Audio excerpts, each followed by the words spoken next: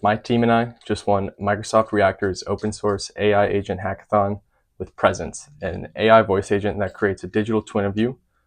The crazy part is, though, is that we built this entire system in just 6 hours using AI development techniques. So you might think that building a voice-enabled AI assistant that's able to represent you and clone your actual voice might take days or weeks of development, and that's what most developers would believe. But what if I told you there was a completely different approach? I've gone through dozens of different AI development tools, as well as hundreds of different projects related to AI development. And over this time, I have figured out a perfect way to go about making large-scale production-level quality code using AI. So in this video, I'm going to go through exactly how we were able to win this hackathon, the project we built, and how we were able to do it in 6 short hours. By the way, I'm Jamin. I'm obsessed with AI. I've been obsessed with AI systems for years, even before ChatGPT came out. This is my full-time job, and so I am so excited to share this with you. Let's jump right in. This is the page for the hackathon. See, it's an open source AI agents based hackathon. There's about 150 people that went, and like I said, me and my team were able to take first place in this hackathon, building Presence. Presence is a tool where you can create a digital twin of yourself that can represent you. It'll know about your resume, it'll know about your professional history, anything that you want it to have access to. So most teams at this hackathon were using tools like Cursor or ChatGPT to help them with coding small parts of their project and relying heavily still on handwriting code. Now, my team took a completely different approach, letting AI write 90 to 100% of our code base, allowing us to accelerate and go as quickly as possible in developing this project. Now, in this hackathon, we used Aider, which is my personal favorite AI coding tool.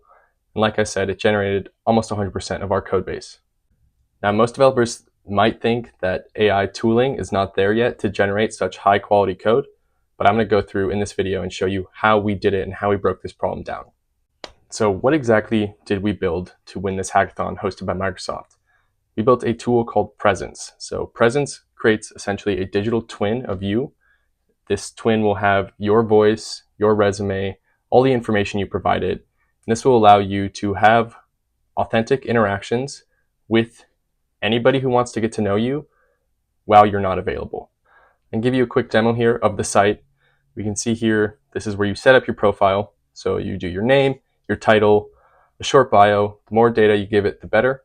And you can also upload documents such as your resume or any other professional documents that you want to upload. Presence then will walk you through a voice-based interview that will dynamically generate questions based on the information you've given the system. You will speak to the computer, and using these audio files, we will replicate your voice. And once you have completed your profile, you will be able to have a conversation with yourself or with whoever is using this platform to get to know them, get to know whatever they're working on a little bit better. So there are 5 key components to this project. We have the voice cloning, and so for this we use the 11 Labs API for the entire project. We have the LLM that is the engine behind the interview process and the conversation. We use Claude for this. We also have text input, as you can see here, and we used OpenAI's Whisper for this. We also have uploading and parsing of documents using a few different supported file types. Now, of course, we have the full front end, which looks very nice. It has all these animations on here for every button and every card, as well as the entire API that goes into Presence.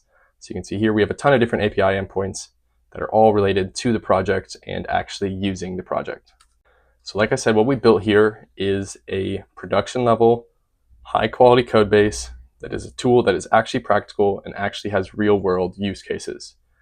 Now, this is just a project at this point. This isn't a product that you can go use or anything like that. I do want to make it clear, though, that there is not much left to do to get this to a production level point.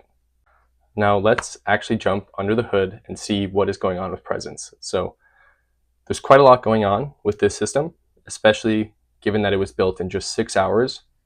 So we can see here we have the user interaction pipeline, which is basically just voice input or text input, as well as audio playback and text output.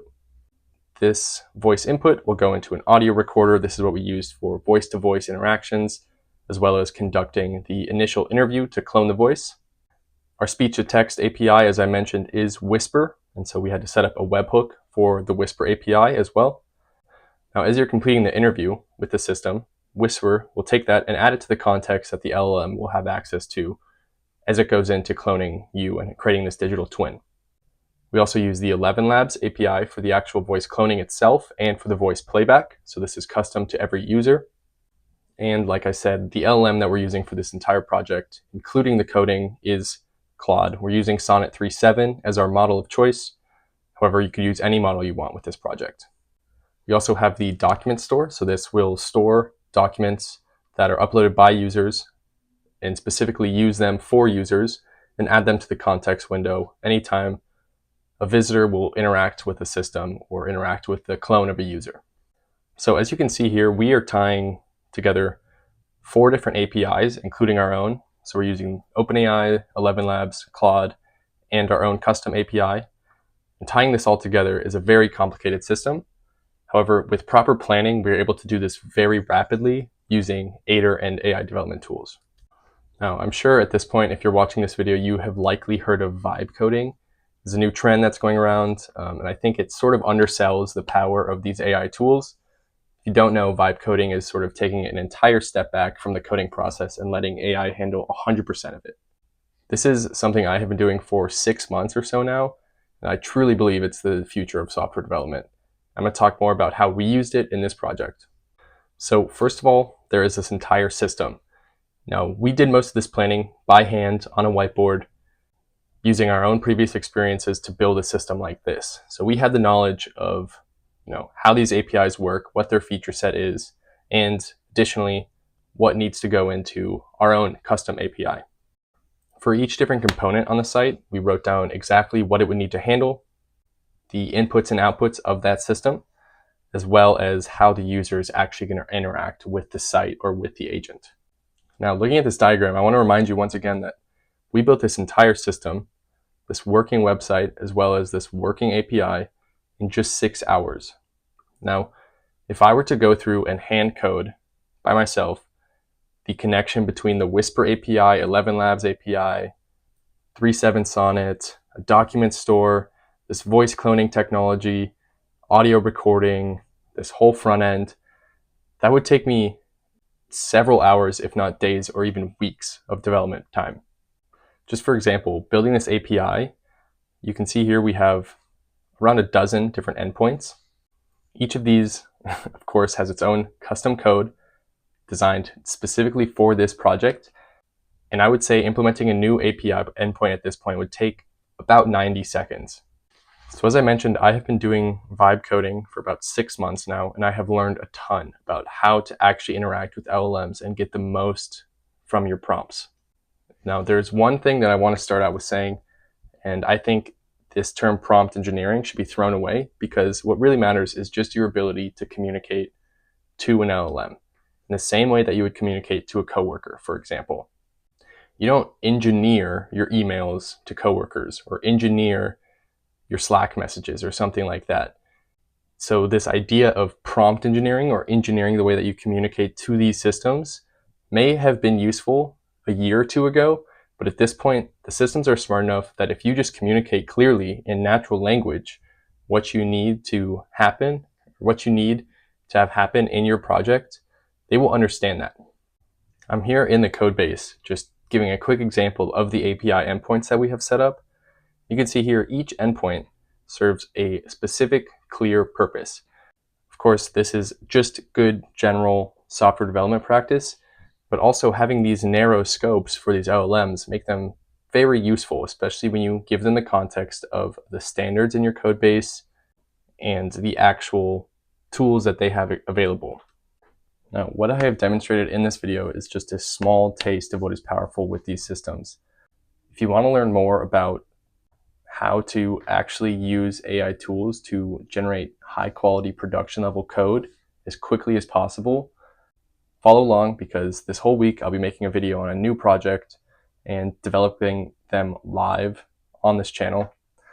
If you really want to get ahead, I have a course linked down below on using Aider to its full capacity, including getting to the point of where you can have AI code for you overnight.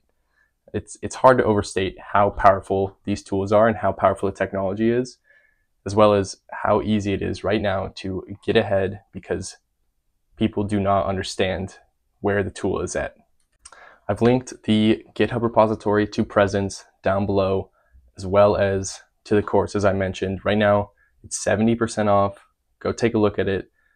I also post on LinkedIn and Substack, so if you're interested in seeing more content like this, obviously this will be improving as I get more practice with generating content and creating videos and stuff like that. But if you'd like to follow along for the whole journey, you can follow me on Substack, follow me on LinkedIn, whatever works. I have my website down below and all of those links. So please take a look. Appreciate you watching. And again, I will be back here tomorrow to create a whole new project with AI and walk you through the entire process.